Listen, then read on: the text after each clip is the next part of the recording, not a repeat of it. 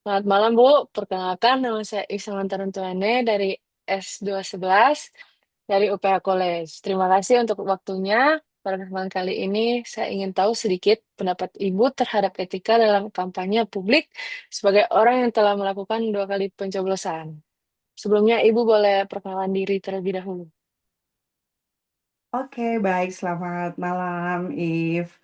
Nama saya Stella. Saya punya pengalaman 2 kali dalam mencoblos, jadi mm, semoga bisa membantu tugas If ya di saat ini. Demikian, terima kasih.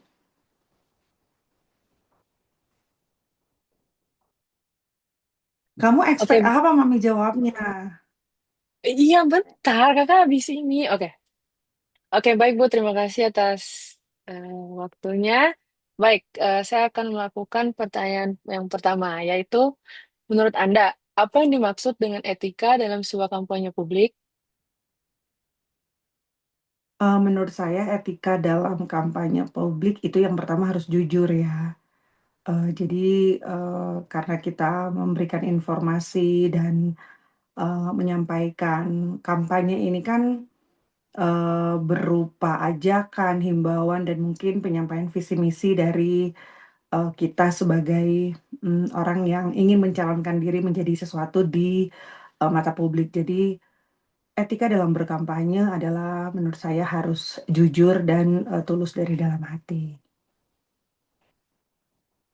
Oke, baik Bu. Selanjutnya, pertanyaan kedua, bagaimana cara memastikan pesan kampanye tetap jujur dan tidak menyesatkan masyarakat? Informasi-informasi yang disampaikan pertama harus sesuai dengan data. Jadi tidak boleh berbohong, tidak boleh fake data. Jadi data yang disampaikan, informasi yang disampaikan betul-betul sudah diteliti, sudah ditelaah dengan dalam oleh pribadi atau tim, sehingga masyarakat betul-betul mendapatkan informasi yang tepat. Seperti itu. Oke, baik Bu. Untuk pertanyaan ketiga, apa tantangan terbesar dalam menjaga etika saat kampanye publik berlangsung? Nah, ini berat ya, tapi bukan berarti tidak bisa. Dan sepertinya ada banyak public figure yang kemudian tidak bisa melakukan ini karena mereka tetap harus, eh, kalau saya bahasakan tuh jadi walk the talk,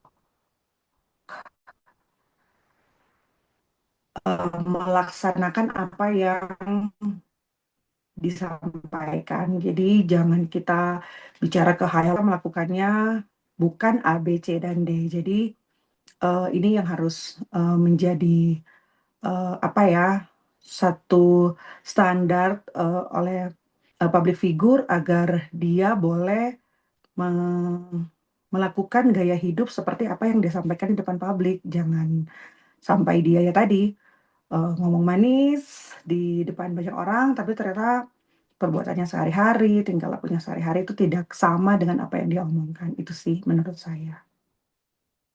Oke, baik Bu. Untuk pertanyaan keempat, bagaimana pandangan Anda tentang penggunaan isu sensitif atau emosional dalam kampanye?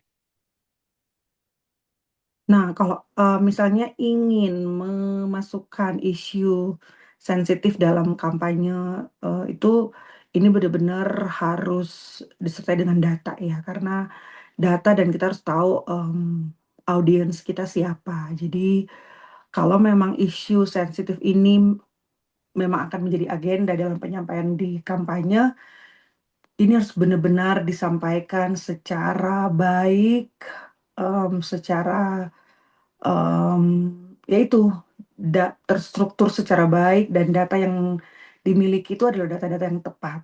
Karena kalau kita menyampaikan isu sensitif dengan sembarangan, dengan tidak menguasai materi, kita akan terjebak di dalamnya. Seperti itu sih. Jadi prepare yourself kalau memang benar-benar ingin menyampaikan eh, dalam kampanye Anda tentang isu-isu sensitif yang terjadi di masyarakat.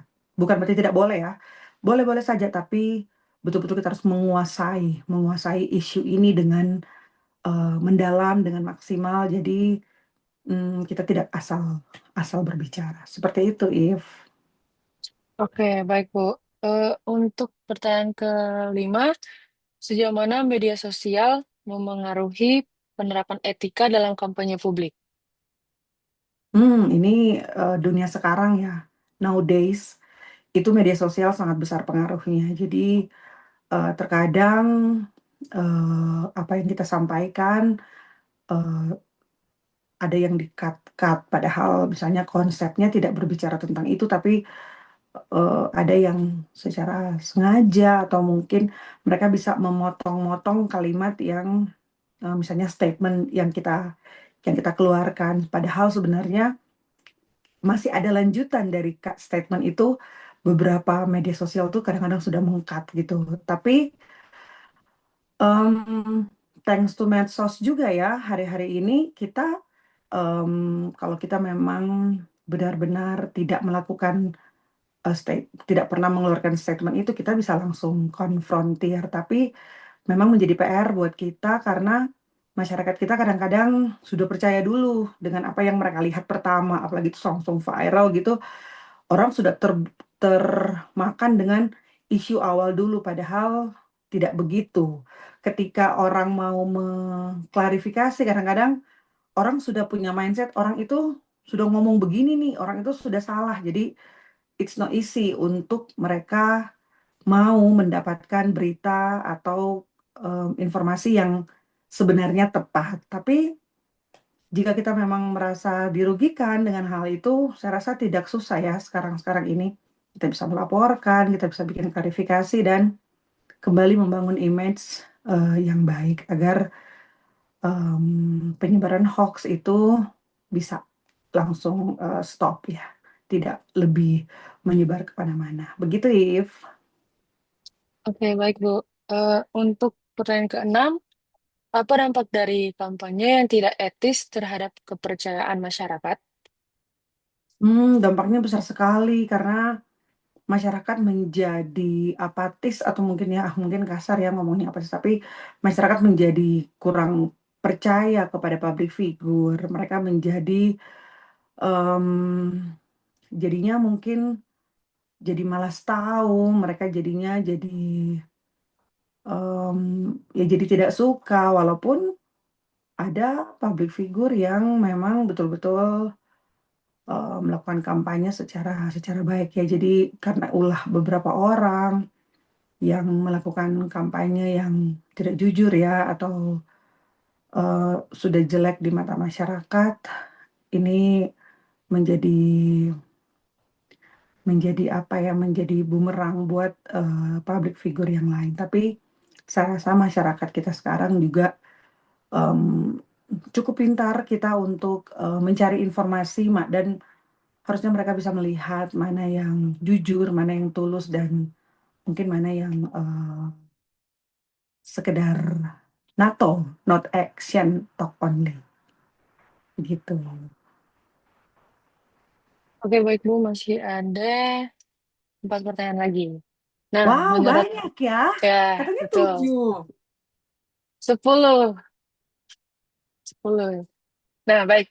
Untuk pertanyaan ketujuh, menurut Anda, langkah apa yang sebaiknya dilakukan untuk membangun kampanye publik yang etis dan bertanggung jawab?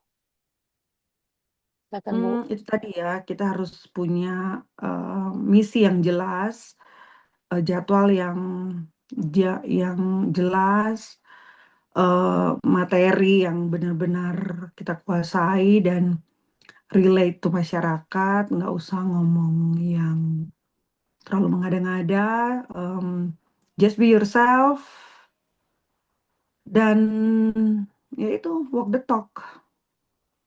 Lakukan, jalankan apa yang Anda katakan. Itu sih, tanpa ada agenda kampanye besar, orang-orang akan melihat dari perilaku kita sehari-hari seperti itu, If. Oke, baik, Bu. Untuk pertanyaan ke-8, bagaimana peran pemerintah atau lembaga pengawas dalam memastikan etika kampanye tetap terjaga?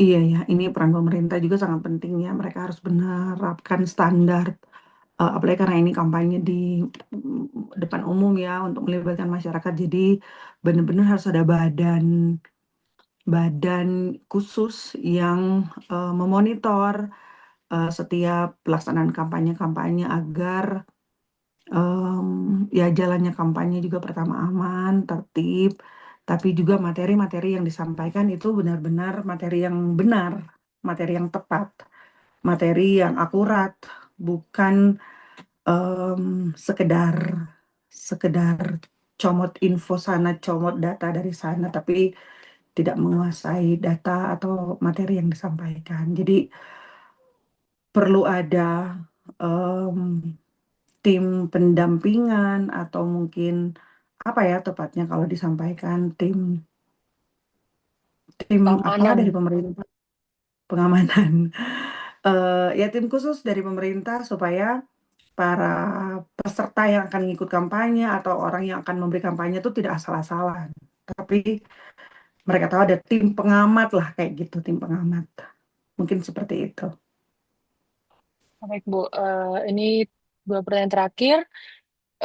Oke. Menurut Anda, ya, menurut Anda, sejauh mana masyarakat dapat berperan aktif dalam mengawasi etika sebuah kampanye? Masyarakat bisa berperan aktif ya. Iya, karena Hmm, kampanye ini kan pasti melibatkan melibatkan masyarakat banyak ya. Masyarakat kita harusnya em, sangat sangat pintar untuk bisa melihat em, jenis kampanye apa yang akan mereka ikuti. Jadi nggak ikut-ikutan, nggak asal-asalan, sekedar ayo dapat kaos, ayo dapat nasi bungkus mungkin ya.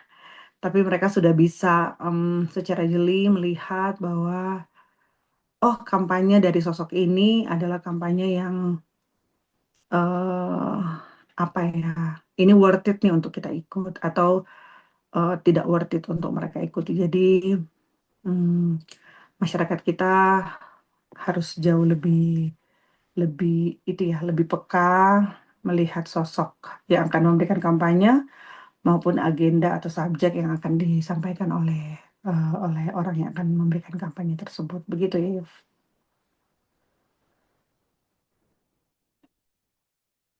Oke, baik, Bu. Eh, Pertanyaan terakhir, bagaimana cara mengevaluasi apakah sebuah kampanye publik sudah berjalan secara etis atau belum?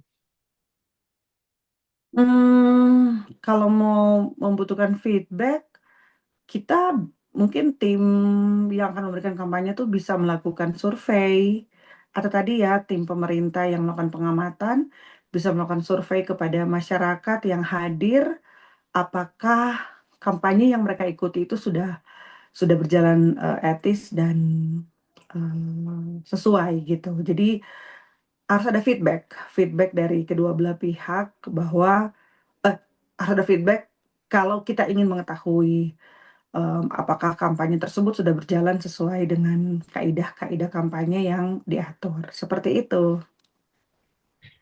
Oke, baik, Bu. Terima kasih telah menjawab pertanyaan-pertanyaan yang sudah diberikan. Jawaban Ibu sangat membantu tugas ini. Terima kasih, Bu. Oke, apakah cukup? Cukup, If? Ya, cukup, Bu. Atau ada yang kurang? Cukup. Oke, terima kasih. Sukses ya. Terima kasih, Bu.